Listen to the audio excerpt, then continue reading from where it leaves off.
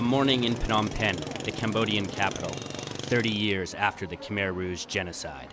We are in the psychiatric ward of a municipal hospital, and it is crowded.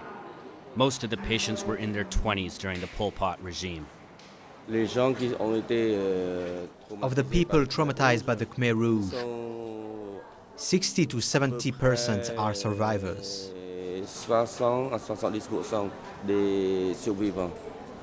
Himself a survivor, Dr. Sunbaunats is the first psychiatrist to address the killing field syndrome. His patients number in the thousands.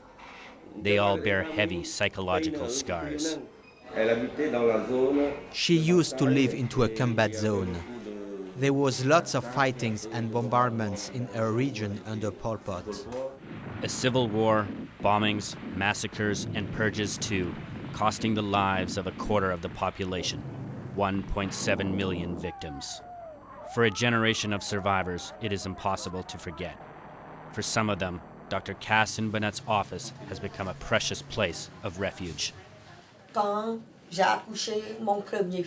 It was 3 days after I gave birth to my first son. En car, the Khmer Rouge brought in some people. And then they killed them all in front of us, to make an example, to teach us to obey. It's the reason why, since then, I see a man who runs very fast. He escapes into the rice fields. Then there is another man, with black clothes. He shoots him in the back. Then he falls. This image always stays in my head. Terry is able to describe her nightmares, but most of the patients cannot. For the doctor, silence is a key contributor of the violence that undermines Cambodian society today. And for a cure, he relies on mysticism.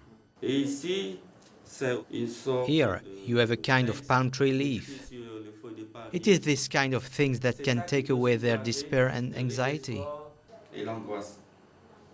As a handful of Khmer Rouge leaders are about to go on trial in an international tribunal, the killing field syndrome shows just how deep is the trauma of the genocide.